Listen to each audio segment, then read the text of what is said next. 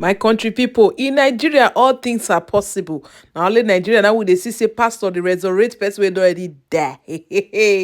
This one can't shock everybody. Oh, as the church where they call Liberation Interdenominational Ministries. The pastor name where they call Fabian. Nah, this one then remind me of the one Africa fair do a scatter internet. Wait, they go, they bring dead body come. Now they bring and come crusade ground. Hey, now wow, Africa. I don't know why they not go bring Mobad on come. Okay, that one come Bolufua. Proper news they will get to the one where they talk about Atiku and Tinubu. All right, so una don't hear the news already, so don't be new thing again. So right now, what we want to analyze for this video, now be say, una need to see our president face. I pity and sharp. When in they give the speech for the 63rd independence, if you see how he face saying, you know, come be like Tinubu will know. You don't know, see this man, this matter of Chicago thing, they disturb your mind. Your eye come for, your face come for, it just come black. Oh, George Nasi Madonado. Why you do Tinubu this one? A district court judge in the United States has ordered Chicago State University to grant a former vice president of Nigeria, Atiku Abubakar, access to the academic records of President Bola Tinubu as requested. In the court's accompanying memorandum opinion and order, Justice Nancy Maldonado overruled President Tinubu's objections to the release of the document and adopted in full the recommendations of an earlier judgment on the matter. The court therefore granted Atiku's application. In reaching this conclusion, the court emphasized that it is expressing no view on the merits of Atiku's underlying claims regarding President Tinubu or his graduation from CSU, or on the validity of the Nigerian election. Nor is the court taking any position on what any of the documents or testimony from CSU may or may not ultimately show. Judge Maldonado ordered Chicago State University's corporate designee to be completed by 5 p.m. on Tuesday, October 3rd, in view of Supreme Court of Nigeria's deadline for filing, which is fixed for October 5th. The court stated that it will not extend the deadlines. It also cautioned Tinubu that any request for a stay before the court will be denied. Now this one I come make Peter Obi come dey mock Tinubu say, certificate not easy oh. Nobody when they bell. He said, "Muna go verify you." We have all the talents and everything all over the world. It's a question of the leadership have to show it. You have to start by saying, "My name is Peter Obi. I'm from this town. I went to this primary school, this secondary school, this university." And people can. They're very important. You know, when Chika was saying my CV, he said Harvard. I said, "No, Chika, I did a program in Harvard. I'm an alumnus of Oxford and Cambridge. It can go and be verified." Verified. I don't need to put injunction for you not to see it. Go and tell them in soccer whether they'll give you my transcript. These are things we must. And we must do it and say, this is who we are. Because that's what makes us. Nobody said you must be anything. No. We have had leaders all over the world that didn't go to school. Just say, this is who I am. Okay. See, my instinct, they tell me, say, after they don't give Atiku all these documents wey consign Tinubu and Chicago State University, I believe, say, Tinubu and the so-called team will be say that they cover all this corruption, whatever, they will come in terms with Atiku and they go into dialogue. Me and you, if you don't know it, they inside that certificate. That's what I'm thinking. Because Tinubu will do everything, make it stay as a president.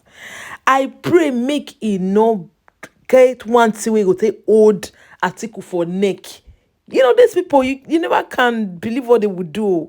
They fit just go carry one Atiku thing and hold and say, come, if you release and we buy this thing. It's just a thought, so because in Nigeria all things are possible. However, our president constantly managed to address Nigeria for the 63rd independence. He can't talk say he don't add additional 25,000 naira join people wey e dey work for the federal government. But later on, person wey dey follow am for back gidigidi like small pikin wey dem dey call Femi Gbadabiamila. That one come out say say president don talk say this increment of 25,000 now na to all workers. Na all workers na this money can dey applicable to, not be just people wey be say dey work under federal. On hearing this news, we come dey think say maybe labour go appeal and maybe they go cancel their strike wey they wan do. Before we know wetin dey happen, we happen on Sanyo Sare. That one just jump come out to he say for who? He says they go still do the strike. He say that 25,000 naira increment, he say not join at all. He say Tinubu dey talk say even if they add the 25,000, they will control the economic, make the inflation not go up past the way it is. So he say they not collect. We have we collect. We say they not they take. They want to take 25,000, so they go still do their strike. Not do there. Some people say they see they loyal to Tinubu to the extent they want make the economy work. Una know the boa estimate that one, it don't bring the price down where from 5,000 naira to 3,500 naira, so that make the common man feed the use cement. But the problem we dey right now, I be say a lot of people see prefer Dangote cement, and that one don't go up where as we dey talk now, be like say don't reach 6,500 naira. But all this one now to make the economy make we see whether it go fit go up, because nobody they build house again, except say maybe you be Yahoo boy. My contribution at Bod Tv, but we dey analyze all the trends where they happen area. I all now get the not too much. Remember like, subscribe. So my people, at the end of this video, I will show una Aris Ngwanishu video where be saying the guy just talk say he's actually depressed. What's happening to him? Yeah, it enter debt. See, the main reason why I bring this video now two things. Number one, you were the diaspora, and people they tell you say come and do this business, come and build this mansion at home, come and do this one. Be very careful, because the law where you understand for the West is different from Nigeria. Nigeria not get low. Somebody fit just wake up tomorrow, where you for the feed from, where you for the get your daily resources from your clothes, and nobody go talk. You can't challenge it in court, and there's nothing you would do. That's one. And number two, don't allow anybody to push you into politics. Come and contest for this. This is the party that is just raining. Come, don't worry, you win. At the end of the day, you spend your millions and you will get nothing in return. So be very careful. So I will show you the video of how he entered into a lot of debt. So for many of you that do not know this man, he's an obedient activist. In fact, he is in Labour Party and are there for contest, and then for do wuru where they turn the whole election upside down. The guy lost, he no fit see money, go court and all that. He just leave him blank because he no fit win the opposition party. That's the truth. So the guy is a philanthropist, is helping, it's like go from place to place. Any cases where we say they okay, the guy they walk into I think that's what people know him for before they come push enter LP, come enter politics, hoping that he will win. You know say the one way apple for presidency will affect every other one, so ABC will come after that one. But that be as it may, Nigeria is corrupt, and venturing into politics, you must have a backup. If you don't, say now your own money, now you want a sponsor, now you're for you. All right, my people, make I like the video play. Why I like Nigerians, but not loving Nigerians, is simply that we like beautiful things to talk about. Yeah. We never for once sit down to address the main problem. If Professor Killer is talking about deployment of force, etc., my own is just to laugh. I am saying, because I've had the opportunity to repeat on this platform, because the Yoruba people have said, that is, the enemy, the arch enemy is outside, but Your threat, your problem, what is disturbing you is at home, not outside. How will you have the enemies of the state in government, in the public service? People who will report your movement. We have very beautiful army, well-organized army. When they are going to fight, when they are going outside, before they even leave their position, their house, the enemy already knows, and they will lead them. And we are talking about security. You can't have any security. Now here, let me give you an example. How, for God's sake, a vehicle will come to the territorial waters of Nigeria 3, 4, 5 days, loading a vessel, thousands of liters. Then they will not have, the naval officers will not know Any clue of what happened? It is only when the vessel had left the continental shelf areas. 200 nautical miles. Yes. Now they will not be running. Say they are for chasing. Now we have been told again. You have these oil thieves. How can NNPC, for God's sake, for Allah's sake, now pretend not to know that there are oil thieves? How will you be draining? No, they say they know. They don't know who they are. Well, they don't know. That's another way of saying they don't know. You see, when we talk about insecurity, please, there are 3 levels. Security of the state. Yeah. That is what the DSS, all of them are all occupied. You criticize them, they look for you. They neutralize you. That is their own sense of security to ensure. No, but their job is to secure the state. Yes, security. We are saying the same integrity thing. of the state. Yes. State in this case. And if you try to sabotage the state, they come after. I don't use the word state to imply only government. State qua state. I understand So, that.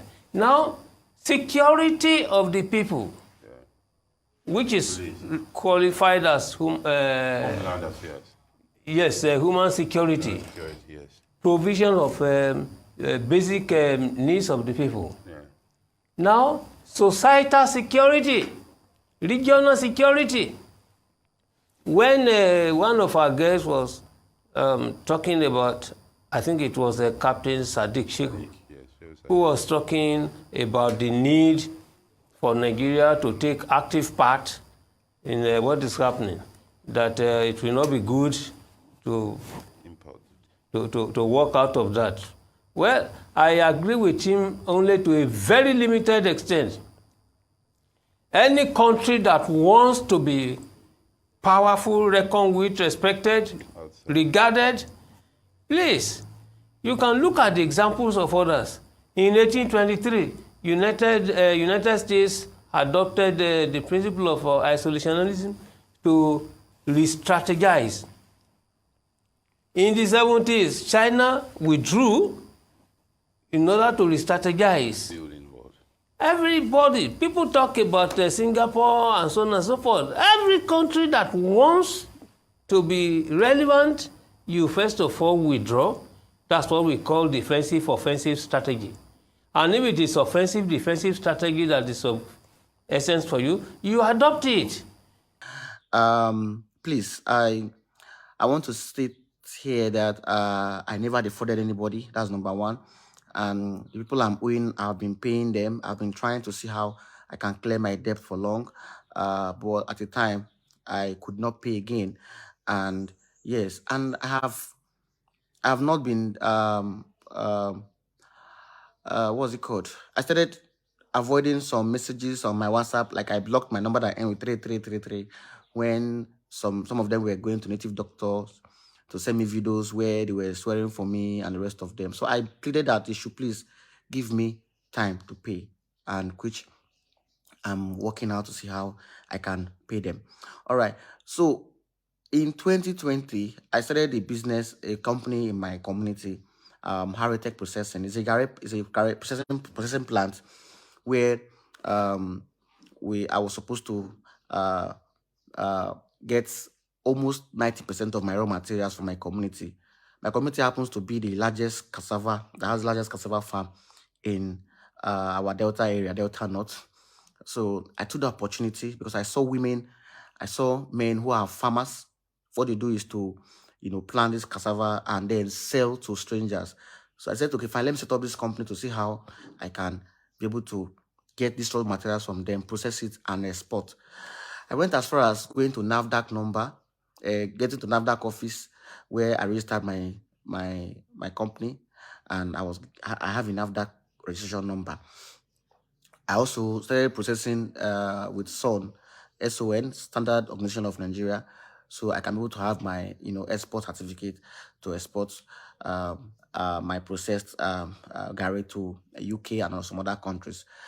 And along the line, I was having challenges to finish up the setting up of the factory. Like, it cost like almost 5 million naira to get the machine from China, and which I was trying to see how I can get those machines down to Nigeria. So if you noticed, I never posted about partnership, like calling for partners or anything. No. When I post about the company, some of my friends reach out and say, okay, fine, can we join hands and build this company? I said, okay, fine. Fine. They say this one brought 1 million, 2 million, 4 million, 8 million, 400,000, 500,000, 1.2 million naira. And we joined it together, and that company was got to a stage where I started processing. So when I started processing, almost 1 year, I was paying them. Nobody heard anywhere like I was owing anybody. I was paying them for 1 year, and it was 2022 that last year, October, that I started having issue. So the issue I was having was the place I was supposed to get 90% of my raw materials I got information. If you are from Buluku, you can go to Buluku, ask the Buluku quarters, just verify what I'm trying to say now. The place was all over cassava, and that's why I get my 90% of my raw materials. Because traveling to those states where I can get raw materials, it costs a lot of transportation, logistics, and rest of them. So when I was, my mom called me and said, please, that the farmlands, I've been taken over by a company, that the government gave them the place. My community said they leased the place for like almost 80 years to them before, but now they want to acquire the place back. They want to take over the lands. Everybody should vacate from that farmland.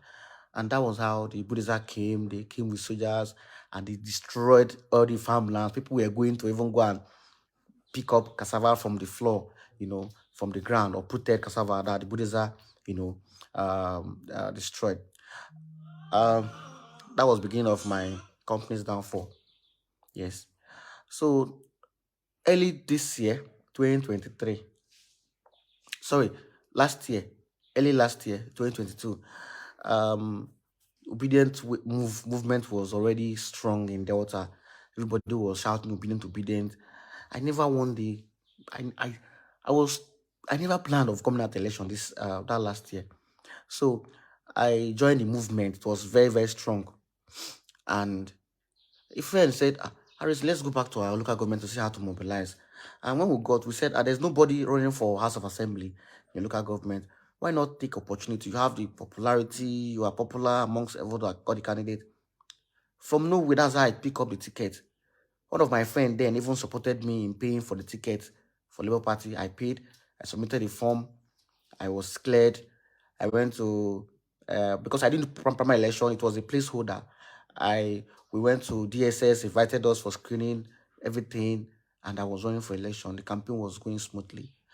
It was no shishi stuff, but campaign logistics, transportation, feeding, campaign office, vehicles, a lot went in.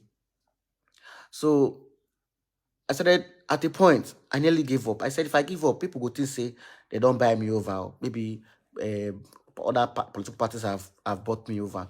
So I decided to move on, to go on, to test it, no matter how bad it is.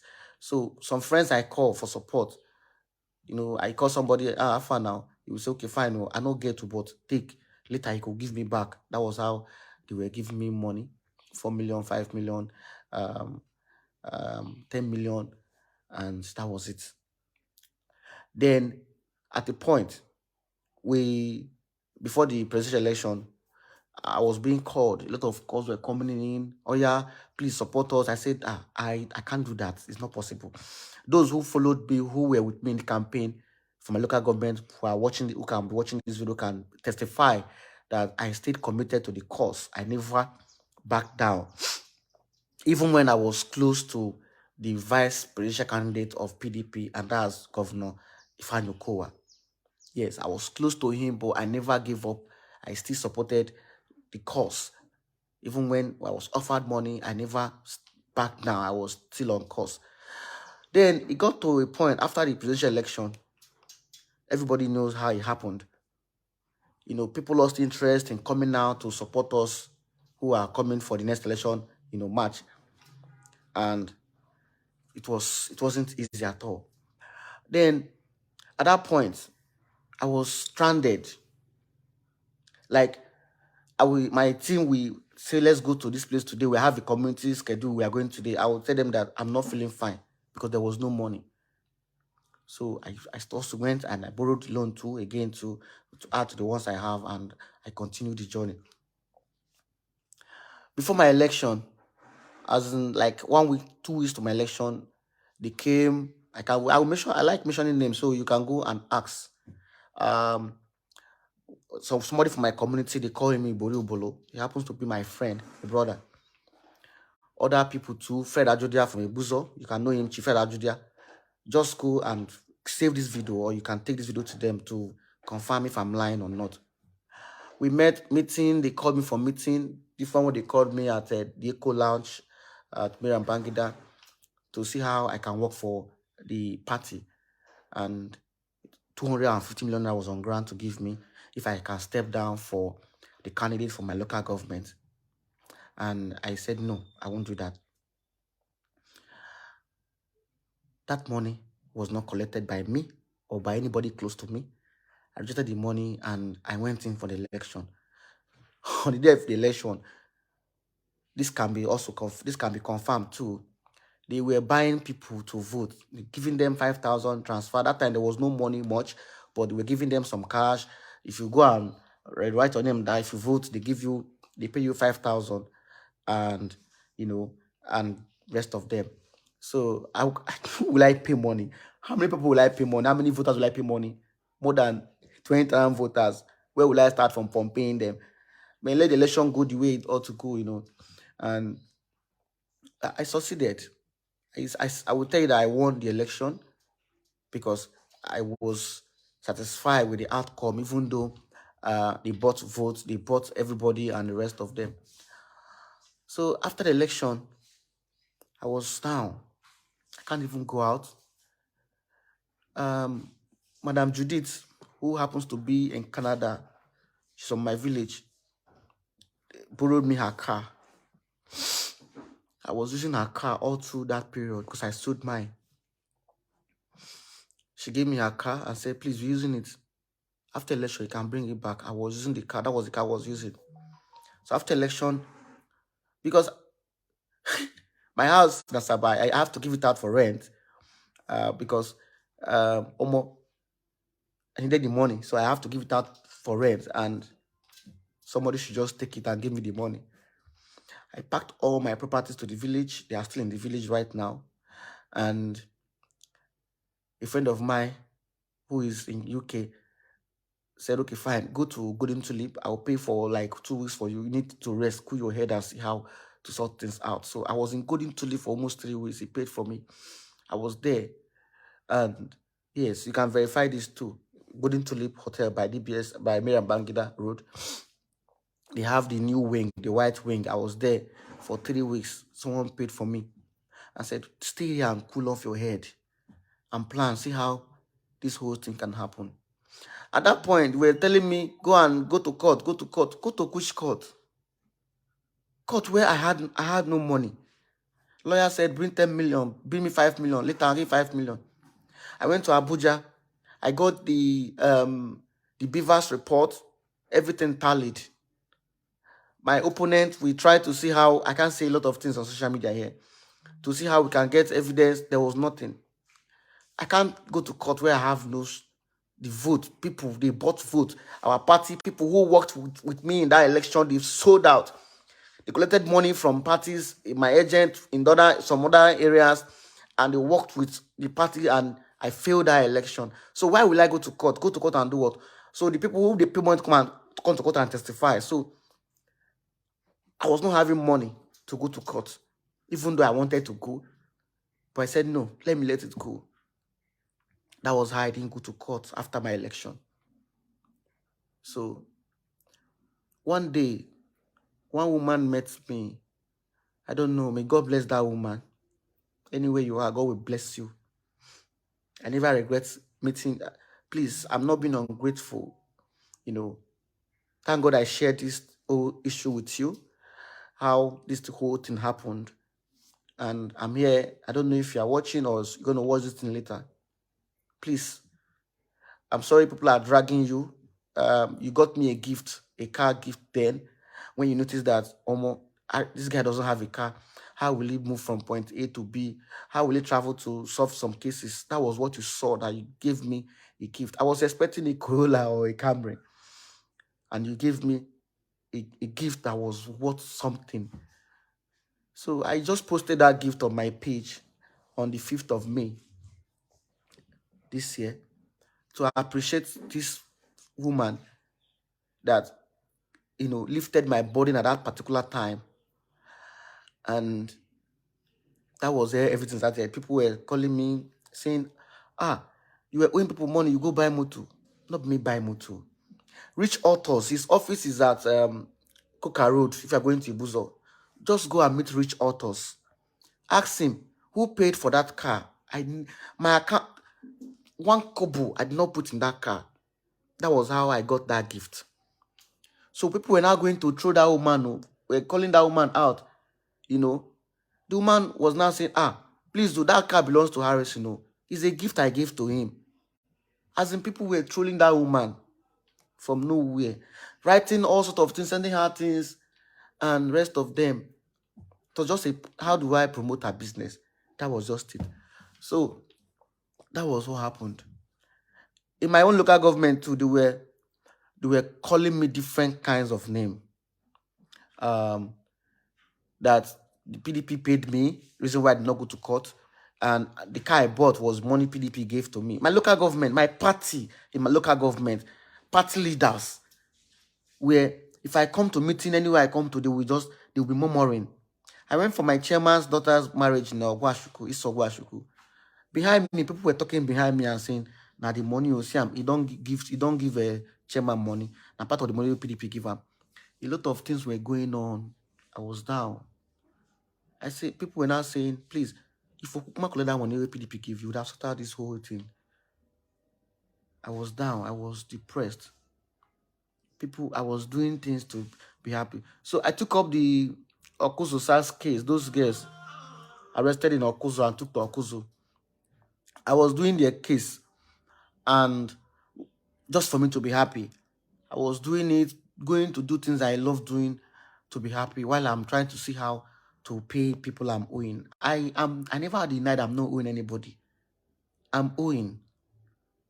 I'm in debt. I'm owing, and that was what transpired.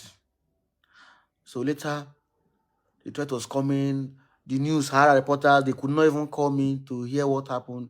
They were posting that I defrauded people, this and that. I said, okay, fine.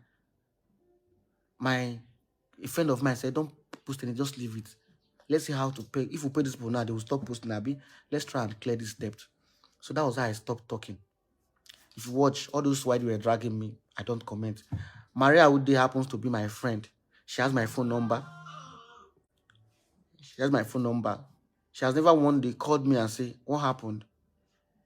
but she was posting them, and I was seeing them. I said, okay, fine. I even commented on her page the first time she posted about me.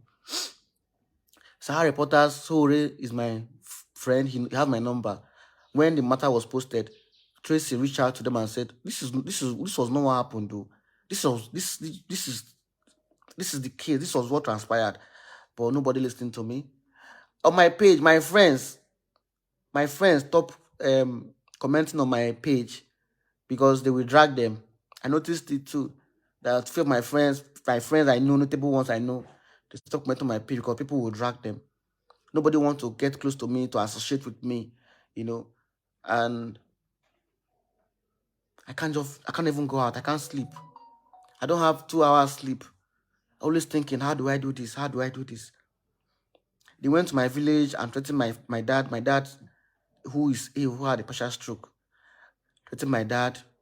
I'm going to share the video on my page, so you see the length, how I have tried to see how to pay these people, and how they took me to native doctor. Native doctor even had to call me on the phone one day and said,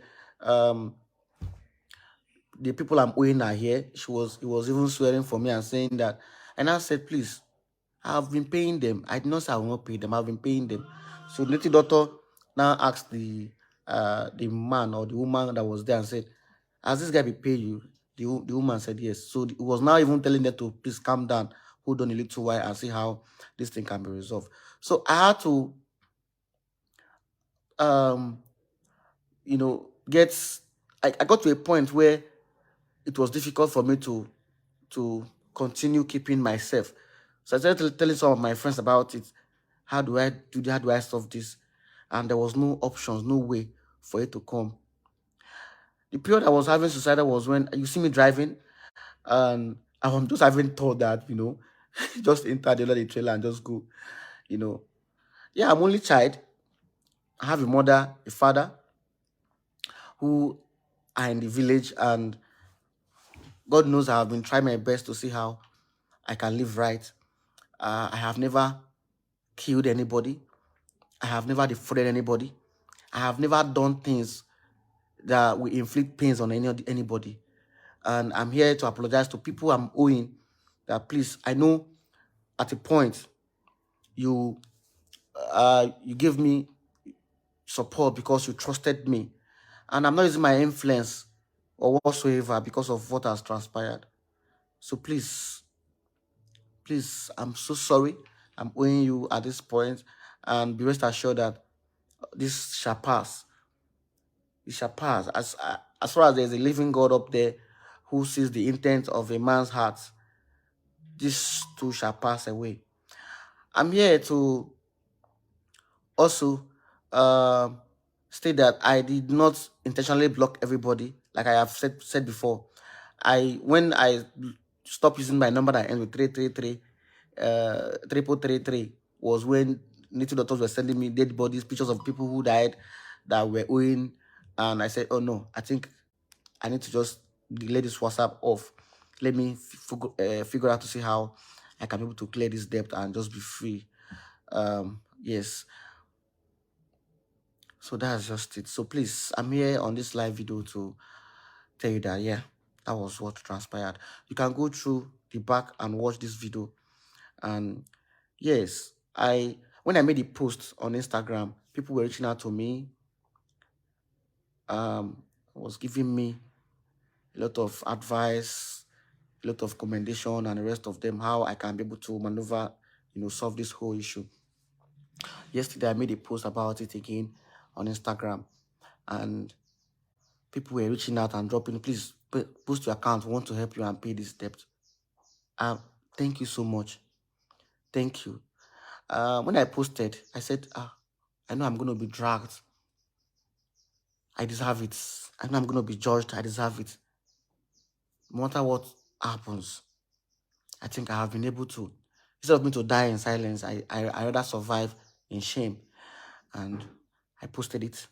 And I'm here telling you that thank you for being with me. Thank you for, even without hearing from me, you started campaigning for my support, how to support me to clear this debt. Me begging here and seeking for solution is not a crime.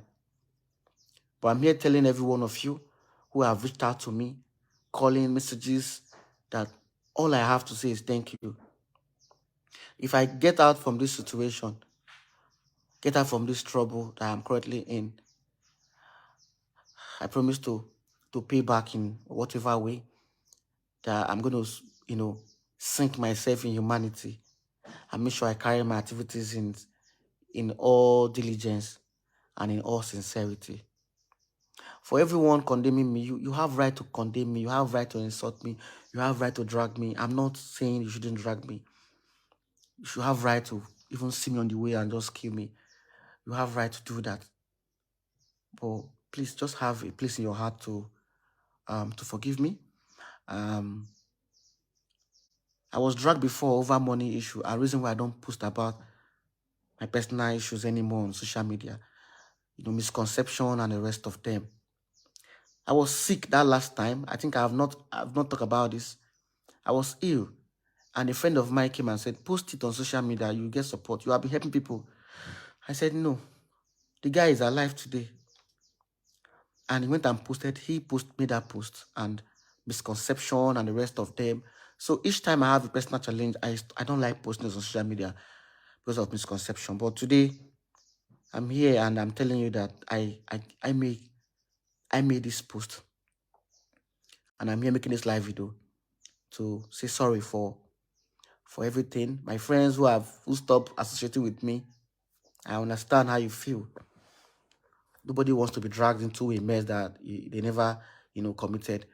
And to everybody out there, in case this happens to be the last video you see, my last video, or this live session you are watching now, just please I'm sorry. I won't drag all my friends into anything again. I saw some of my friends commenting on my page and they will go and dragging them, even my lawyer friend, everybody. I'm sorry for bringing you all this point. I'm so sorry for the shame, embarrassment I have caused every one of you. Please forgive me, please. I'm sorry. To the woman that supported me, that gave me a gift, which I sold later to start paying off people I'm owing. I'm sorry. At least I respected you enough by telling you that this is what is going on and this is what I want to do. And you gave me a go ahead. Thank you for being part of my journey. Thank you for never condemning me. Thank you for coming to my life when I needed someone I could talk to, someone I could share my burden with, someone that will understand what transpired. Thank you so much, everyone. Thank you. Thank you. I love you all.